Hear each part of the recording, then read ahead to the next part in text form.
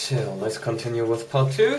Part 1 was surprisingly a small part because my microcard was full and I had to make some new space. Yeah. So, part 2 of chapter 8.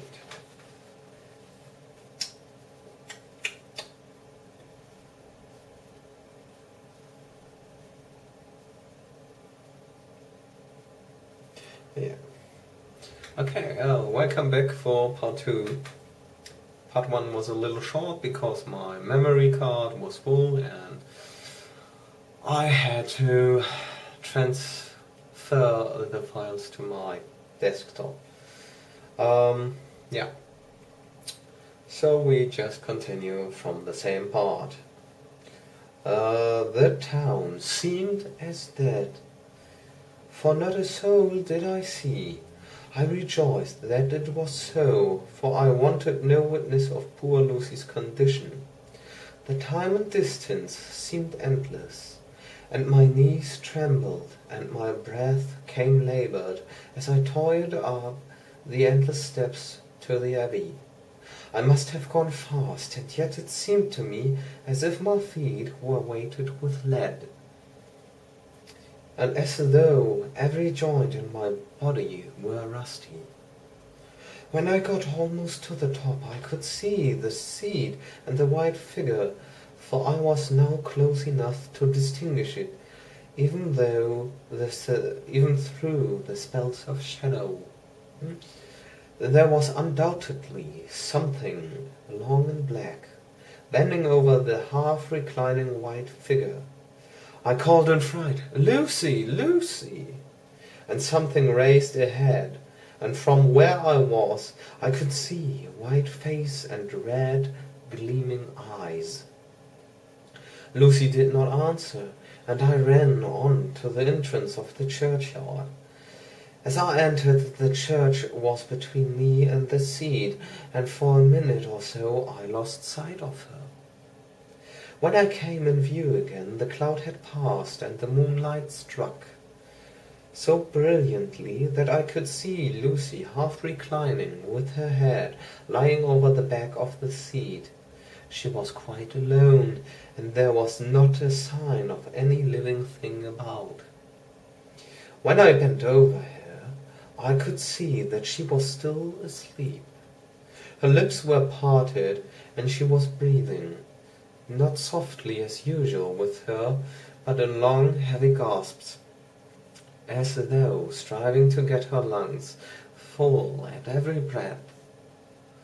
As I came close, she put up her hand in her sleep and pulled the collar of her nightdress close round her throat. Whilst she did so, there came a little shudder through her, as though she felt the cold. I flung the warm shawl over her and drew the edges tight round her neck, for I dreaded lest she should get some deadly chill from the night air, unclad as she was. I feared to wake her all at once, so, in order to have my hands free that I might help her, I fastened the shawl at the throat with a big safety pin. But I must have been clumsy in my anxiety, and pinched or pricked her with it, for by and by, when her breathing became quieter, she put her hand to her throat again and moaned. When I had her carefully wrapped up, I put my shoes on her feet, and then began very gently to wake her. At first she did not respond, but gradually she became more and more uneasy in her sleep, moaning and sighing occasionally. At last, as time was passing fast, and for many other reasons, I wished to get her home at once. I shook her more forcibly, till finally she opened her eyes and awoke. She did not seem surprised to see me, as of course she did not realize all at once where she was. Lucy always wakes prettily and even at such a time when her body must have been chilled with cold, and her mind somewhat appalled at waking unclad in a churchyard at night, she did not lose her grace. She trembled a little and clung to me. When I told her to come at once with me home, she rose without a word, with the obedience of a child. As we passed along, the gravel hurt my feet, and Lucy noticed me wince. She stopped and wanted to insist upon my taking my shoes, but I would not. However, when we got to the pathway outside the churchyard, where there was a puddle of water remaining from the storm, I daubed my feet with mud, using each foot in turn on the other, so that as we went home no one, in case we should meet anyone, should notice my bare feet. Fortune favored us, and we got home without meeting a soul. Once we saw a man who seemed not quite sober passing along the street in front of us, but we hid in a door till he had disappeared up an opening, such as there are here, steep little closes or rins, as they call them in Scotland. My heart beat so loud all the time that sometimes I thought I should faint. I was filled with anxiety about Lucy, not only for her health, lest she should suffer from the exposure, but for her reputation in case the story should get wind. When we got in and had washed our feet and had said a prayer of thankfulness together, I tucked her into bed. Before falling asleep she asked, even implored me not to say a word to anyone, even her mother, about her sleepwalking adventure. I hesitated at first to promise, but on thinking of the state of her mother's health, and how the knowledge of such a thing would fret her, and thinking too of how such a story might become distorted, nay, infallibly would, in case it should leak out, I thought it wiser to do so. I hope I did right.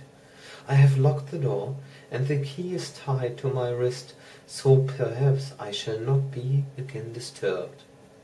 Lucy is sleeping soundly. The reflex of the dawn is high and far by the sea. Same day, noon. All goes well.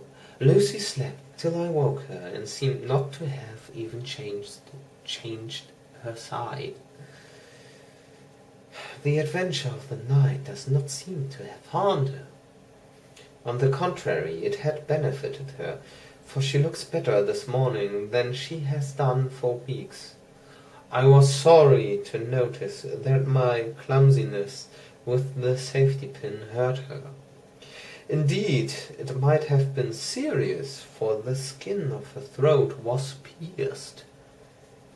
I must have pinched up a piece of loose skin and have transfixed it, for there are two little red points like pinpricks, and on the band of her nightdress was a drop of blood. When I apologized and was concerned about it, she laughed and patted me, and said she did not even feel it. Fortunately, it cannot leave a scar, as it is so tiny.